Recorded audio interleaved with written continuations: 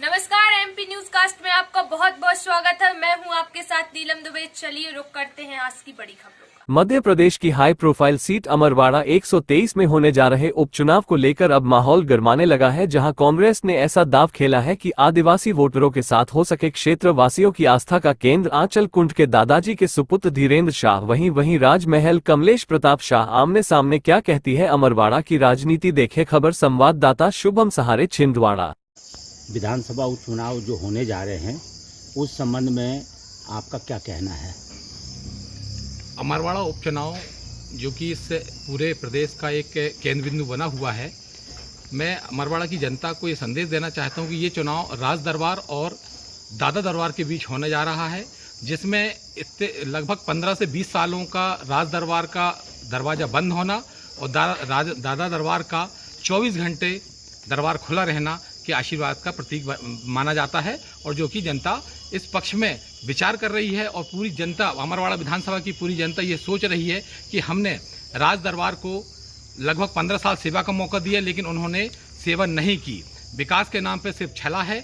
और दादा दरबार जो कि हमेशा सेवा करते आए हैं, एक बार हम राजनीतिक तौर पर भी उनको सेवा का मौका देना चाहते हैं, जिसमें कि इस पूरी विधानसभा का विकास हो सके, लोग स्वस्थ रहें, मस्त रहें, जीवन यापन अच्छे से कर सकें। इससे पूरी विधानसभा में अगर जमीनी स्तर का आदमी विधायक बन के अगर विधानसभा पहुंचता है तो वो अपने आदिवासी भाइयों का भी बहुत अच्छे से भला कर पाएगा और उनकी बहुत अच्छे से सेवा कर पाएगा। कुछ लोगों का कहना है कि जैसे धार्मिक जो है दादाजी, तो राजनीतिक क्यों बन रहे हैं? मानव जीवन में सेवा का कोई स्वरूप नहीं होता है। लोगों की बिल्कुल ये श्रद्धा होती है कि जो सेवा करे वो राजनीतिक हो या नेता हो, लेकिन वो सेवा भाव से तो सामने आए। जनता चाहती है कि हमारी जो सुख दुख के साथी हो वो हमारा अपना हो।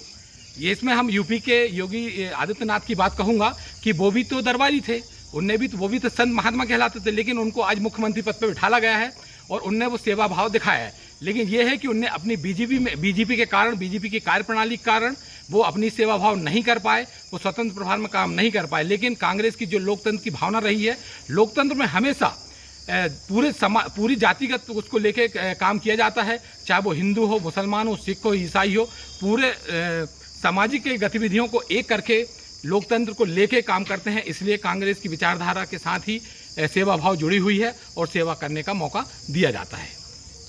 आपको अमरवाड़ा विधानसभा क्षेत्र की जनता को क्या संदेश देना चाहते हैं? मैं अमरवाड़ा विधानसभा की जनता से सिर्फ एक ही आग्रह करूंगा कि इस बार वो पूरे मन से, पूरे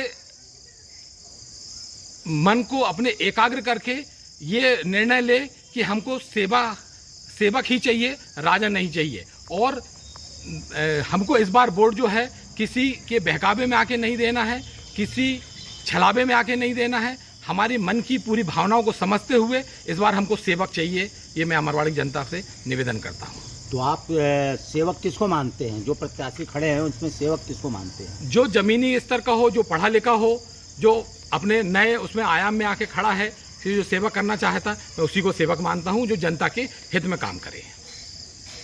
ओम प्रकाश नामदेव, अमरवाड़ा।